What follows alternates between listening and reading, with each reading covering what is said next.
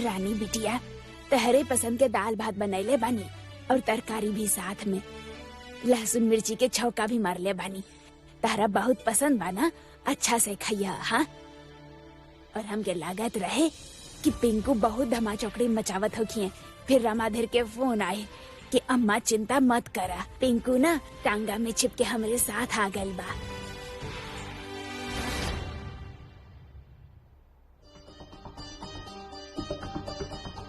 रानी बिटिया, कहाँ खो गई लो? रानी बिटिया,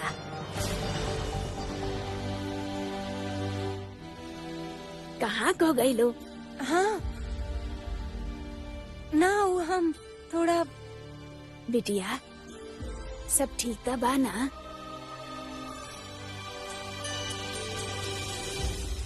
अरे हम ठीक रहनी, पर अब एकदम चौचक हो गई बानी।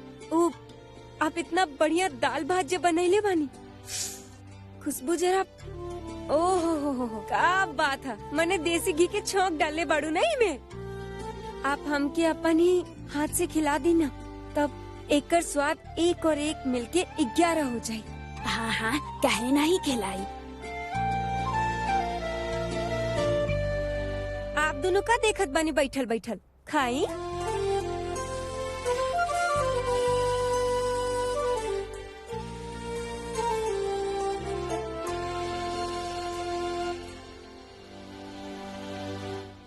पता बा रानी बिटिया, हमके भी न तहार बहुत याद आवत रहे, पर मन के मना लेत रहनी कि हमार बिटिया जहाँ बिया बहुत खुश बिया। माता रानी से हमेशा इहे प्रार्थना करतानी, जैसे दामाद बाबू तहरा खातिर जिंदगी में बनी ना, वैसे ही तहार जिंदगी में हमेशा खातिर खुशी बनल रहे। कल सुबह मंदिर चलब, तहार और जमाई बाबू के नाम के दिया जलाई। हाँ, भगवान से भी तक कबो कबो आशीर्वाद लेवे के चाहिए ना। हम भी मंदिर चल सकता नहीं क्या? हाँ हाँ, काहे ना, हाँ, सब चलब। तहरे खातिर भी तब प्रार्थना करे के बाना भगवान जी से। कैसे बताई दादी अम्मा की जन रिश्ता के तू बनाए रखल खातिर तू आशीर्वाद लेवे चाहताड़ू, और रिश्ता तो डॉक्टर साहब कब के खत्म कर चुकले बाड़ू। हमनी के बीच भरोसा रहे, प्रेम रहे, सब कुछ एक झटका में खत्म कर देनी हूँ। बीच रास्ते अकेला छोड़ देनी हूँ हमके।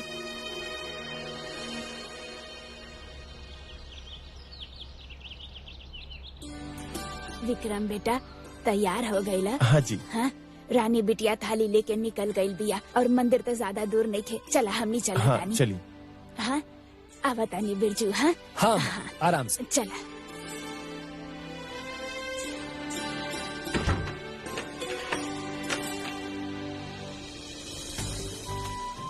रानी के आवे से पहले जल्दी से ही साज सजावट कर ली, ताकि ओकर मूड तैसा सही हो जाओ।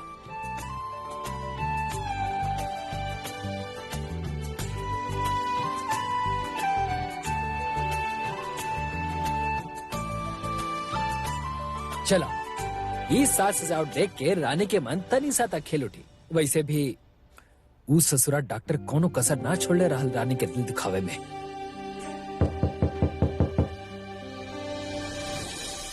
अभी के हा?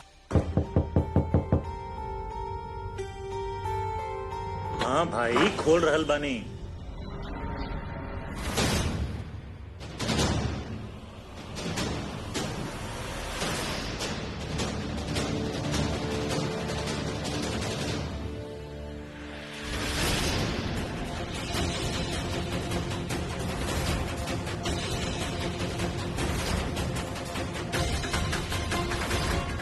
डॉक्टर, तू एजा।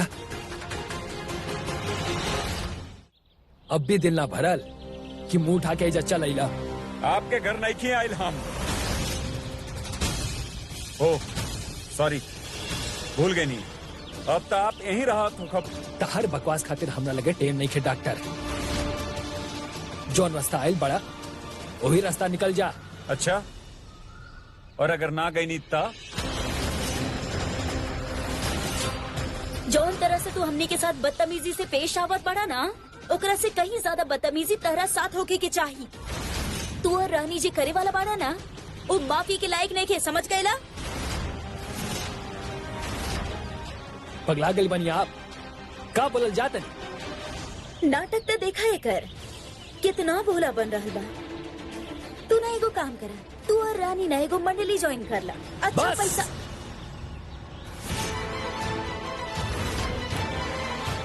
रानी के बारे में एको शब्द ना सुने हम, ऐसे पहले कि हम अपन आपा खोदी और ये भूल जाए कि आप एक औरत बानी, आपन मुंह पे ताला लगा ली।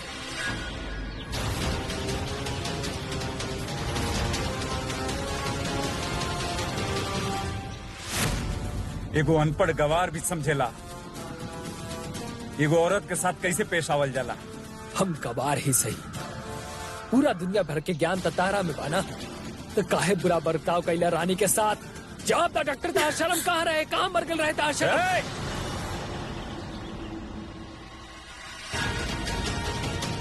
बहुत तकलीफ होता आपके।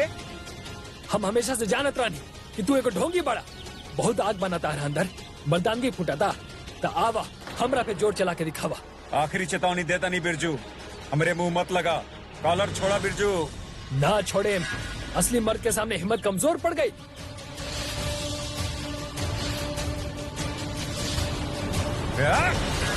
चुप रह के कमजोर कहा से बेहतर बा कि हम मुंह तोड़ जवाब दें।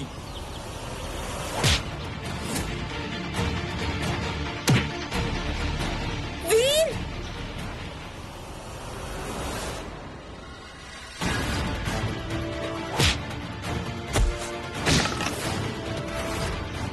वीर,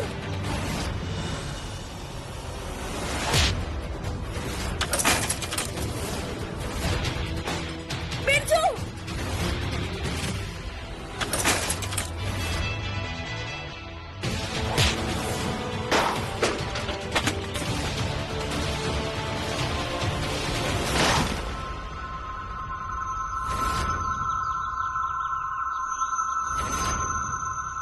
वीर,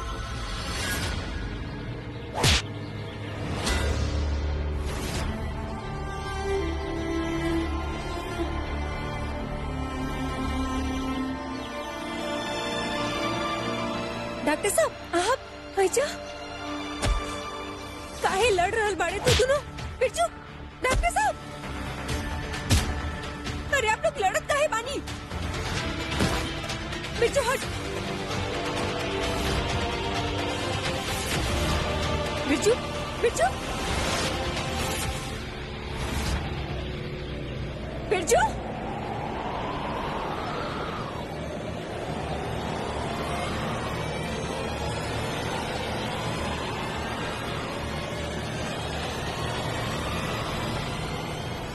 रुको।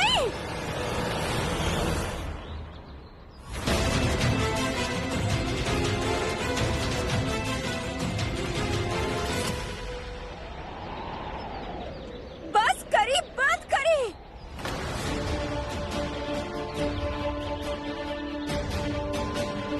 बस।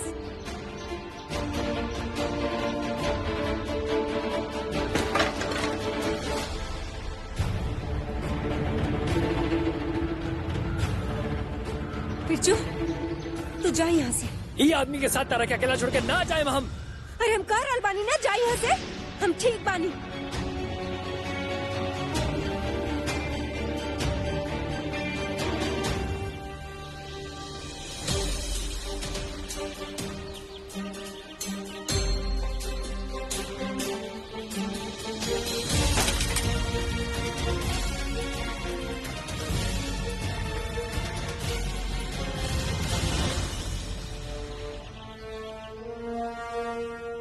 एक कागज पर लिख दी, आपके पैसा मिलल के बाद राजावत परिवार पर, घर के लोगन पर, हमरा पर कोनो हक ना रही। आपके और बिरजू के बीच में का रिश्ता है? अरे बताई का रिश्ता है आप दोनों के बीच में? सिर्फ दोस्ती बना आप दोनों के बीच में और कुछ ना बना?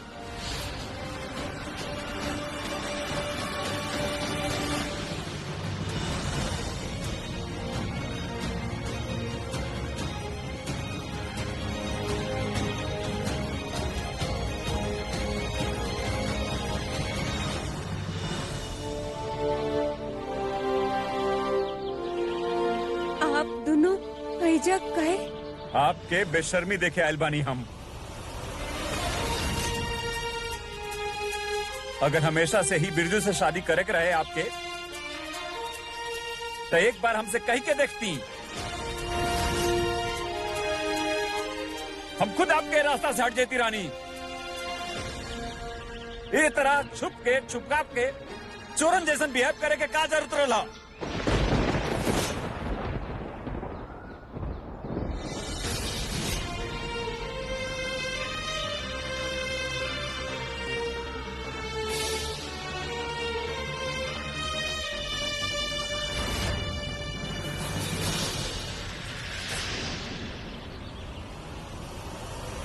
जब केहू आपन हमेशा खाती हमसे दूर हो जाला तो ओकर शोक मनावल जाला।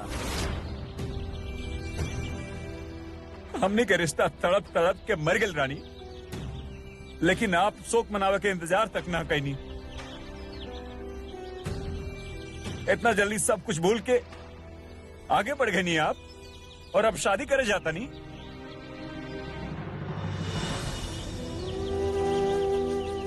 बेवकूफ तो हम हैं, भूल गए नहीं। आप खातिर हमनी के कोनो रिश्ता कभी रहे ही ना।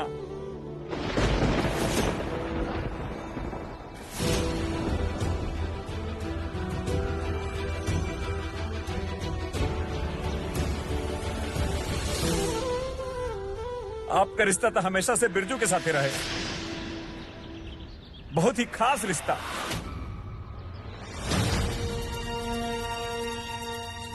एगो सच्चा रिश्ता। ये कहले रानी ना आप।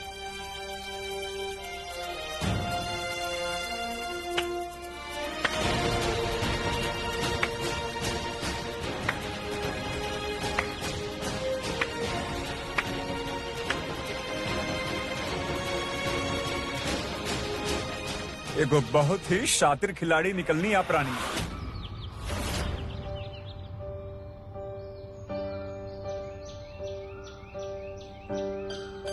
ये मासूम से चेहरा के पीछे बड़ी बखूबी से अपने चालाकी के छुपा रखनी आप। हमरे जिंदगी का मजाक बना देनी, हमार मजाक बना देनी आप।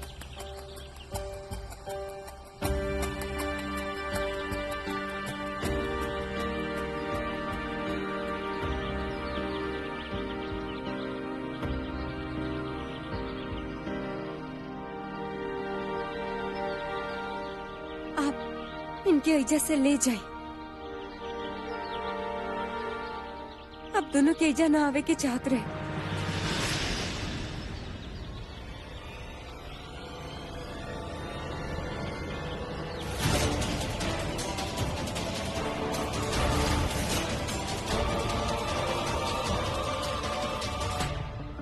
मतलब डॉक्टर ये सब हरकत ई गलत फहमी पे करलस की हमार और रानी के।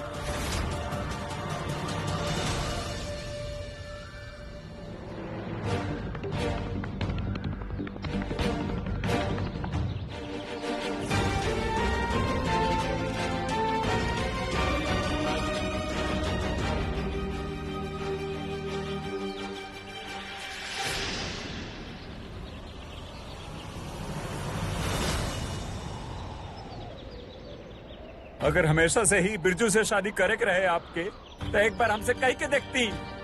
हम खुद आपके रास्ता से हट जाती रानी।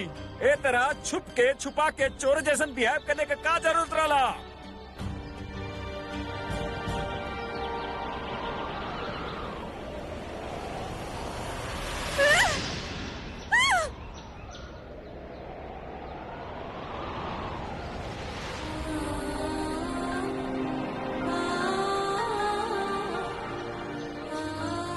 हमनी के रिश्ता तड़प तड़प के मर गेल रानी, लेकिन आप तो शोक मनावे के इंतजार तक ना कैनी। इतना जल्दी सब कुछ भूल के आगे बढ़ गए नहीं। आप खातिर हमनी के कोनो रिश्ता कभी रहे ही ना। आपका रिश्ता तो हमेशा से बिरजू के साथ ही रहे।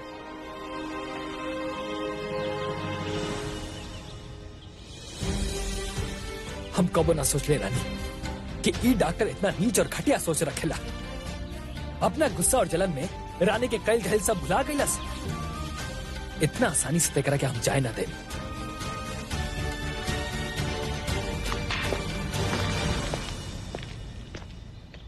कहीं दादी अम्मा तो ना आ गई।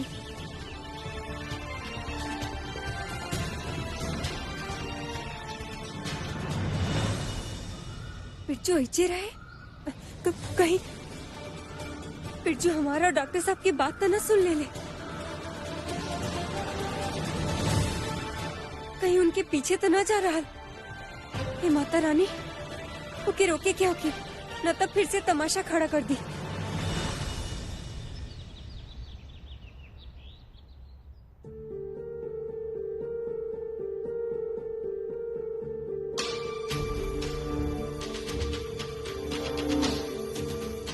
वीर तू ठीक तो बाड़ा ना? कुछ चाहिए तो जबरदस्ती हमार बीवी बने के कोशिश मत करी कियारा। अपन काम करी, ठीक बानी?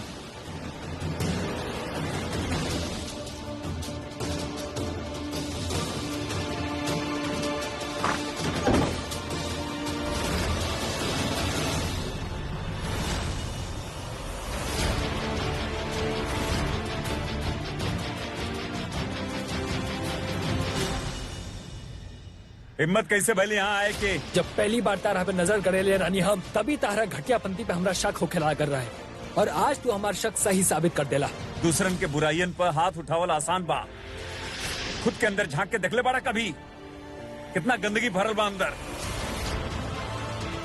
ओकर जवाब के दी? अगर रानी से शादी करे के ही रहा तो बता देता बीवी हमके। होते भी तू दूसरा बेहारा चले बड़ा, और अब सारा इल्जाम रानी पे लगाओ तेरा। बिरजू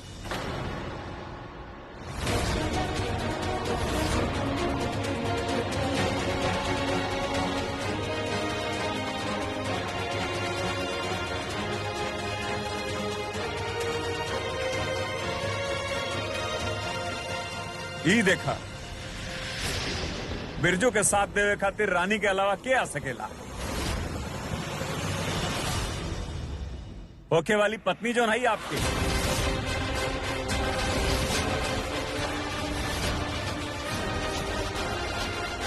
ये बेफजूल के गुस्सा करे के नाटक बंद करी रानी, कहे कि अब खेल खुल चुकल बा।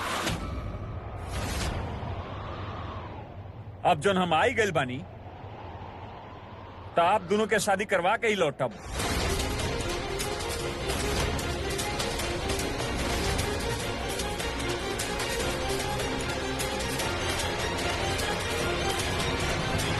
तैयारी की चिंता मत करी रानी, बड़ी धूमधाम से आपके डोली उठवाई हम। शादी के जोड़ा, नया मंगलसूत्र, नया सिंदूर के डिब्बी, सब कुछ, कौन चीज के कौन कमी ना हुई।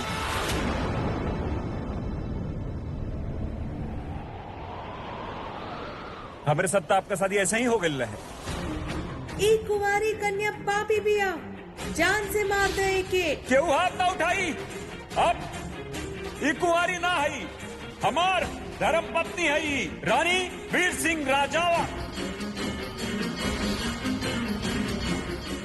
लेकिन ये बार आपकी शादी आपके बिरजू से बहुत अच्छे तरीके से हुई। कहे कि मजबूरी के शादी ना, मंजूरी के शादी है।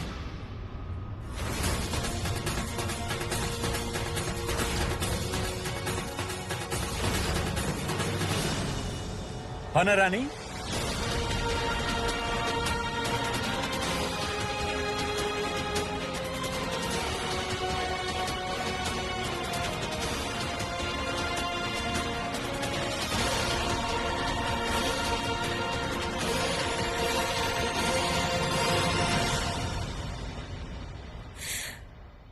इस सब के शुरुआत तो आप ही से भइल ना डॉक्टर साहब। क्यारा जी से ब्याह करके आई नी ना आप? एक बार सोचनी हमारे बारे में।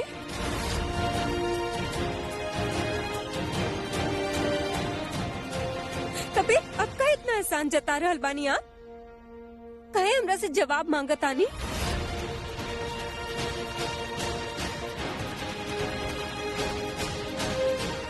आप तो अपन मर्जी के मालिक बानी ना, तो चलाइए अपन मर्जी। लेकिन इतना याद रख ली कि अब से आप हमरा से सवाल करे के हक हो चुकल बानी।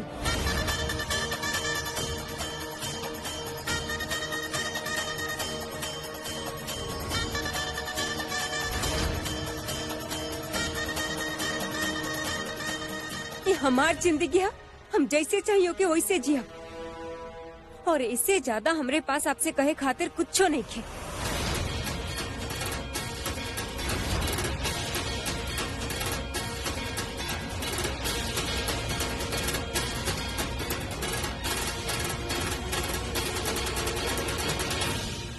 चल बिरजू।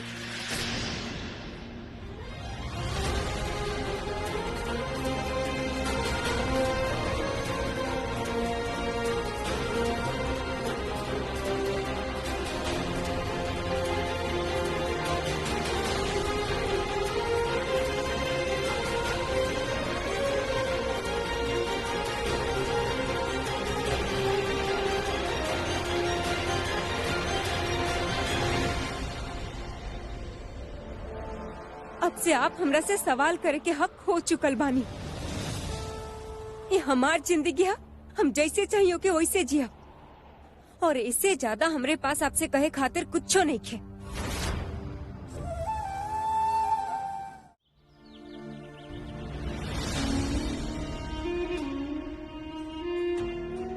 अगर हमेशा से ही बिरजू से शादी करे के रहल आपके, तो एक बार हमसे कह के देखती, हम खुद आपके रास्ते से हट जाती रानी।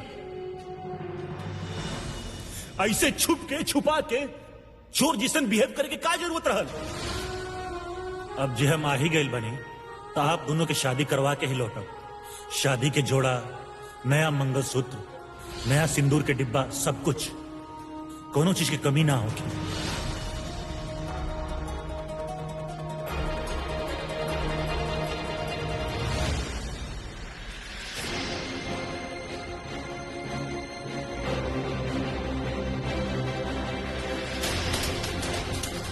रानी बिटिया, बिरजू, रानी बिटिया, तो इतना जल्दी काहे आ गई लू मंदिर से? लागत बा सविता ठीक कहत रहली। जी वो असल में आपका भाई के हम। हाँ हाँ, हमके पता बा जमाई बाबू आइल बानी, एही से तू जल्दी आ गई लू।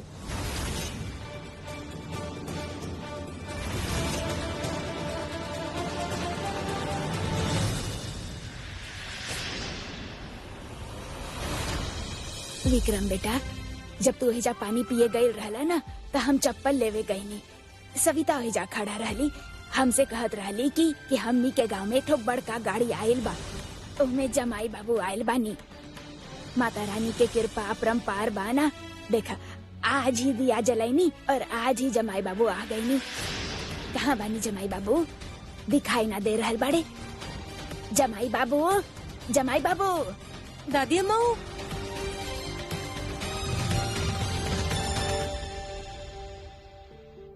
ब्रो अचानक ही आइल बड़े, पता ना का बात भइलो की भाभी सा से। पर आई एम श्योर वो भाभी सा और अपन गलतफहमी के दूर करी है, वो सारा चीज शॉर्ट आउट करी है।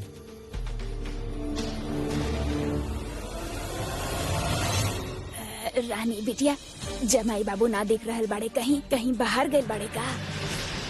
दादी अम्मा, आप सही कहा तानी, गांव आयल बाड़न, पर ई वक्त तो नतू के लॉज में रुकल बाड़न। नथु के लाज में वहाँ का है? अब आपके याद है पिछले बार वो कियारा जी आयल रहनी, उनकर दोस्त? हाँ हाँ हाँ, तब उनके हमार गांव बहुत भाग गए रहे, ऐसे फिर से आयल बाड़ी हूँ। बस उनके तकलीफ न हो ऐसे लॉज में रुकल बाड़न। अच्छा, अब तो ऐसे ही बतियाइत रबा हमरा संगे। हमार पेट पूजा भी करवाई बा, बहुत भूख लगल है। हम मंदिर के सामान रख के आवतानी, फिर कुछ बहुत खास चीज बनाई तहरा खातिर। जी हाँ। रानी बिटिया, जमाई बाबू अहिया ना खाए पे। दादी अम्मा कहा ना बहुते थक गए हैं, आराम करत बाड़न, कुछ कह न सकेनी। ठीक बा, फिर भी हम बना के रख देता नहीं। ब्रो क्यारा के साथ बड़ी आइल बड़े, ओकरा ले आवे की का जरूरत रहे? चला, और कबले सच छुपाईबो रानी दादी से।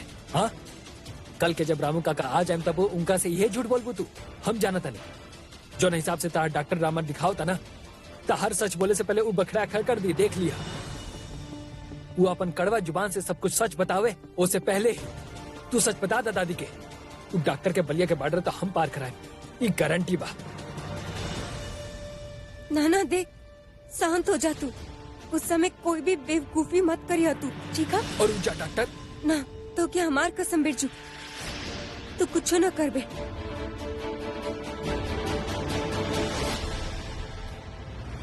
बिरजू तो कसम के मान रखी, लेकिन डॉक्टर साहब के मन में जे उल जलूल ख्याल आ रहा हा, जे ऊ करे के सोच बैठल बड़न, उनके कैसे रोकी?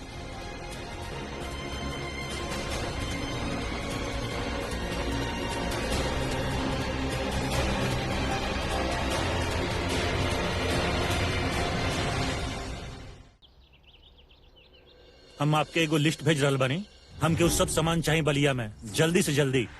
समझ लीजिए कि कोनो खास के शादी बा, तैयारी शुरू करी। केकर शादी वीर? रानी और बिरजू के। हम यहाँ सिर्फ विक्रम के लेवे आयल बानी, तो तू सिर्फ ओकरा पे फोकस कर। जितना जल्दी यहाँ से चल जाई उहे सबके लिए अच्छा होई। काहे अपना आप के तकलीफ में डालत बड़ा वीर? हमके कोनो तकलीफ नहीं हो रहल और ना ही कबो होखी। इस शादी के नाटक के बरकरार रखे खातिर हमने एगो कमरा में रहनी किया रहा। दुनिया के सामने पति पत्नी बने नहीं एक खातिर, ताकि केहू के शक ना होखे। तब बार बार एक झूठा फिकर दिखावे के जरूरत नहीं है आपके। हम जौन सोचले बानी हम वो करके ही रहब।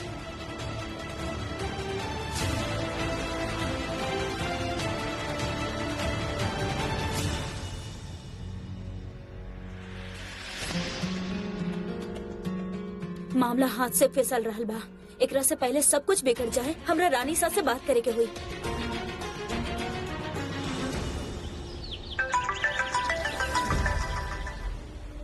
तोहारी फोन के इंतजार करत रहनी। प्लीज बतावा हमरा के कि विक्रम तोरा साथ आवे खातिर मान गइल बा। तू सब कब आ रहल बड़ा? रानी सा, यहाँ पे कुछो ठीक नहीं खे और वीर के अब तक विक्रम से कोनो बात ना भइल बा। का वीर और विक्रम अभी तक मिलने भी नहीं खे? जी, और का किया रहा? अब जी रानी साहू, वीर अब रानी और बिरजू के शादी करवावे चाह रहा बा और वो शादी करवा के ही वापस आई।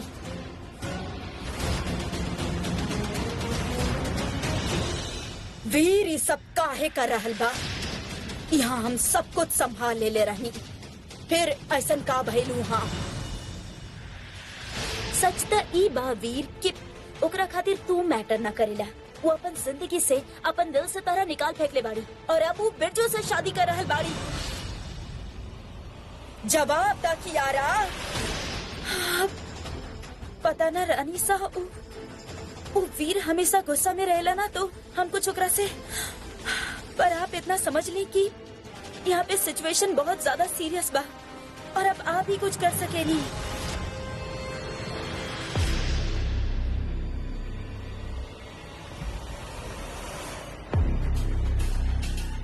अब आपके सामने छोट मुंह बड़ बात रानी सा, लेकिन जितना हम रानी के समझे नहीं, वो बिरजू तक का केहू के साथ भी शादी ना करी।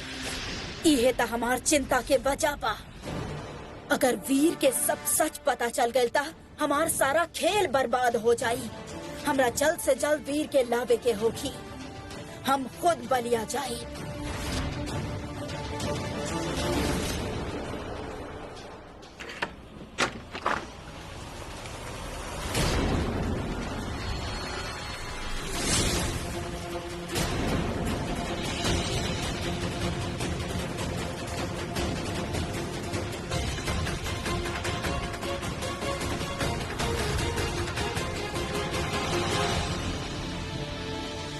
अरे जमाई बाबू आप,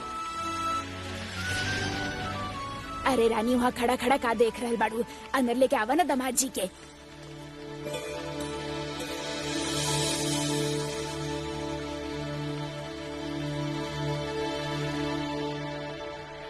आशीर्वाद दे। खुश रही।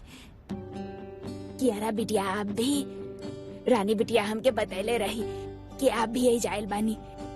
बहुत अच्छा कहनी। और ये मंगलसूत्र सिंदूर लागत आपके भी हाथ पीला हो गइल बा।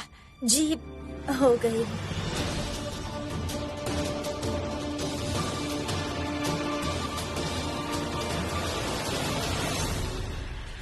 मतलब रानी अब तक घर पर कुछ नहीं के बतौले। हम तो कब से आप लोग के राह देख रहल बानी। रानी बिटिया कहलस कि आप लोग थक गइल बानी, यही से आराम कर रहल बानी। दादी कैसन बात कर रहल बानी आप? हमार थकान हमरा उतावलापन के आगे हार गई। यही से पहले मिठाई के दुकान पर गई नहीं, फिर दौड़ल चले नहीं आपसे मिले। ये लिही मुंह मीठा करी। लेकिन दामाद जी, ई कौन खुशी में?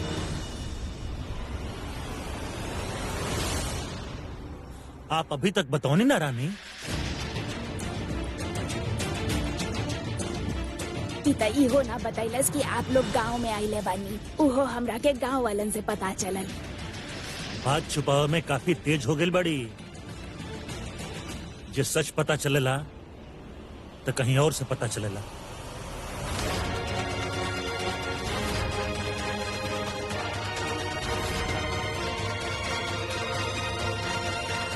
का बात बा दामाद बाबू?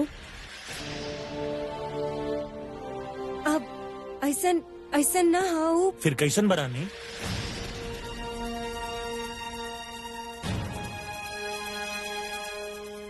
वो कहा कि असल में हम देखी अभी भी नहीं की बता पा रहा।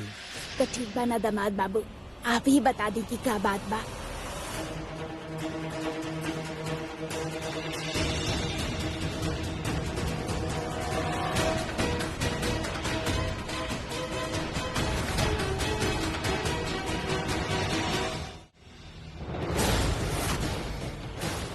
अब रानी अगर आपके नहीं बतावे के चाहत तो फिर अभी खातिर एक सरप्राइज रह दिया जाए। ठीक बा दामाद जी, आप पति पत्नी जी ठीक समझी। जब मन करे तब बता दी। दामाद जी, हम एक ठो बात कही। अब आप लाज में ना जाइए। इहो तो आपके ही घर बाना। हम सब इंतजाम कर दे। नया तकिया, नया चादर, सब कुछ। अरे दादी जी कैसन बात कर रहे बानी आप? जौना हाल में रखब हम वो हाल में रहे खातिर तैयार बनी। हम आज ही अपन सामान बांधब और ले आई। अब सब मिलकर रहल जाई त फंक्शंस यानी कि समारोह की तैयारी भी आराम से हो जाई। बाकी ना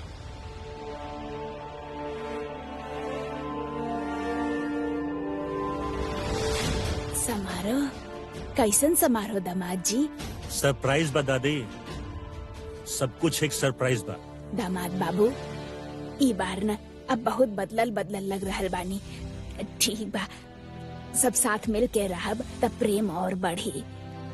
अब जब से हमार बिटिया के जिंदगी में आयल बानी ना, हमार खुशी दुगना हो गई बा। जब पिछला बार सब हमार बिटिया के बेइज्जती कैले रहे और अब आप ही सबके हड़ कैले रहनी ना, ओकरा बाद ना तक केहू हमरा तरफ ना हमार परिवार के तरफ उंगली उठाइले बा। अब तो सब हमार बहुत इज्जत भी करेले।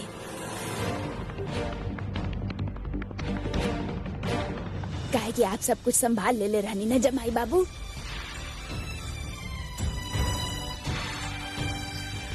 दामाद जी, आपके तो बहुत तेज बुखार बा। रानी बिटिया, अंदर लेके जा जमाई बाबू के, हम काढ़ा बना के लावा तानी। हाँ?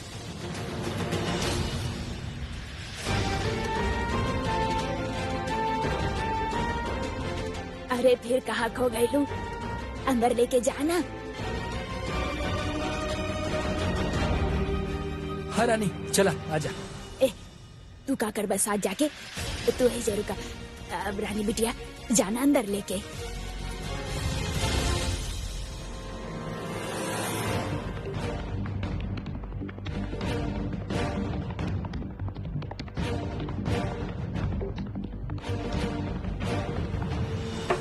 Come in.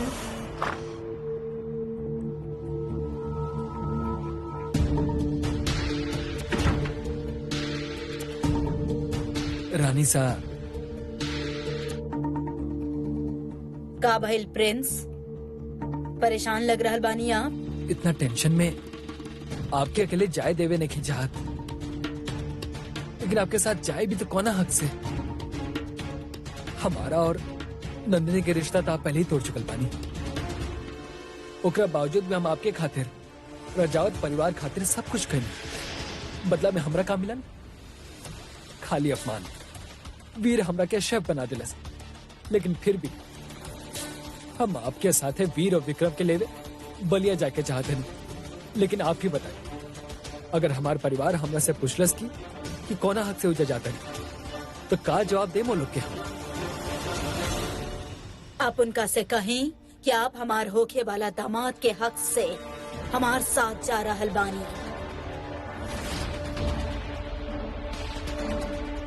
वीर और विक्रम के वापस लावे के बाद जयपुर जाते ही हम आपके और नंदिनी के शादी करवा दे। अब आप सारा चिंता छोड़ दी रानी साहब और एकदम निश्चिंत हो जाए। आपके होखे वाला दामाद आपसे वादा करा था कि आपके दोनों बेटा आपके लगे वापस लौट आइए सन।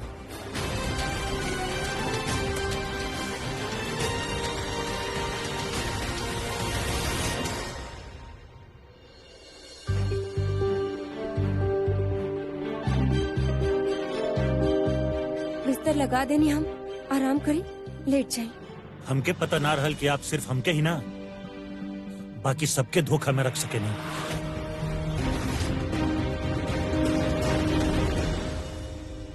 हमके भी आपके बारे में बहुत चीज ना पता रहे, पर अब वो सब बात के कोनो मतलब नहीं है।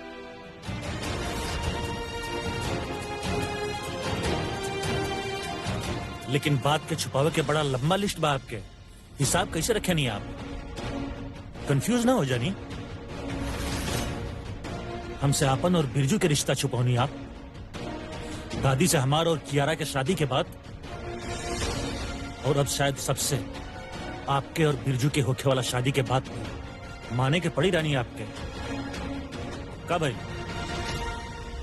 पलट के जवाब ना दे बाप। जवाब मांगे के हक आप उहे दिन खो दे ले रहने जौन दिन आप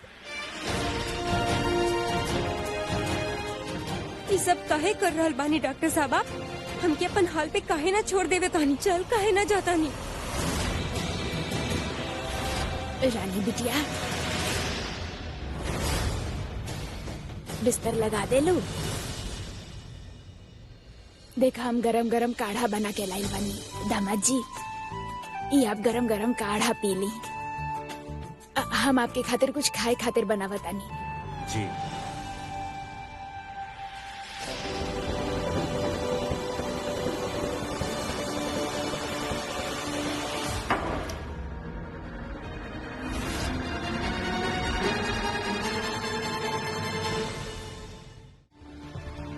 अब ई का नया नाटक शुरू कर देनी आप?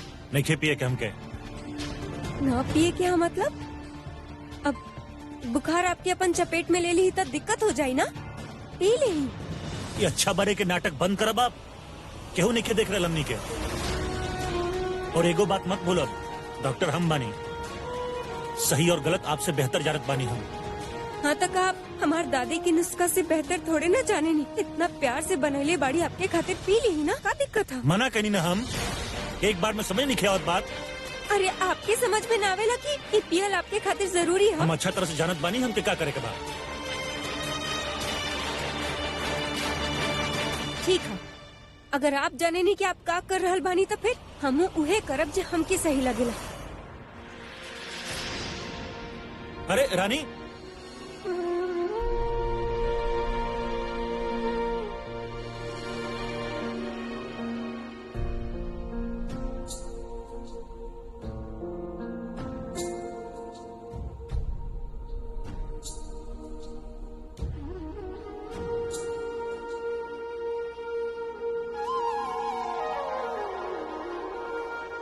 दादी अम्मा बड़ा प्यार से आपके खातिर बनैले बाड़ी।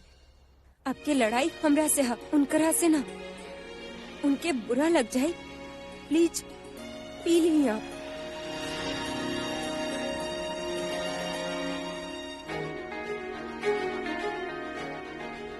शुक्र है माता रानी, कम से कम ही बात तो माननी। बस अब इनका बुखार जल्दी से उतर जाए।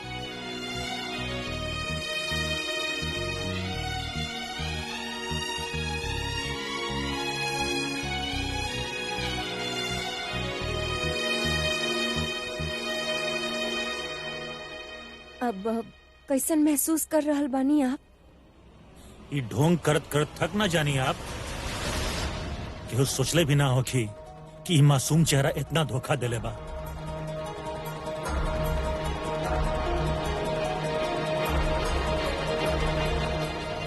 हमके ना आपसे कोनो बात करे के और नहीं कोनो बात सुने के है। सुने के पड़ी आपके सामने कुछ और मन में कुछ और। पैसा चाहत रहल, तरक्की चाहत रहे आपके, तब मांग लेती, मना ना करती हूं, पर शायद आपके फितरत में ही धोखा दियल बा।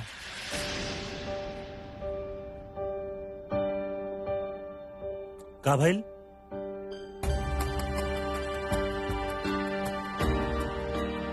ये आंसू का है? खुशी के आंसू बा? यही से ना कहे कि जैसन आप चाहत रहनी, जौन आप चाहत रहनी, सब कुछ वैसे ही हो रहा बा। हो गई आपके? सुना देनी जे सुनावे के रहे, निकाल लेनी सब भड़ास कि और भी कुछ बाकी है तब।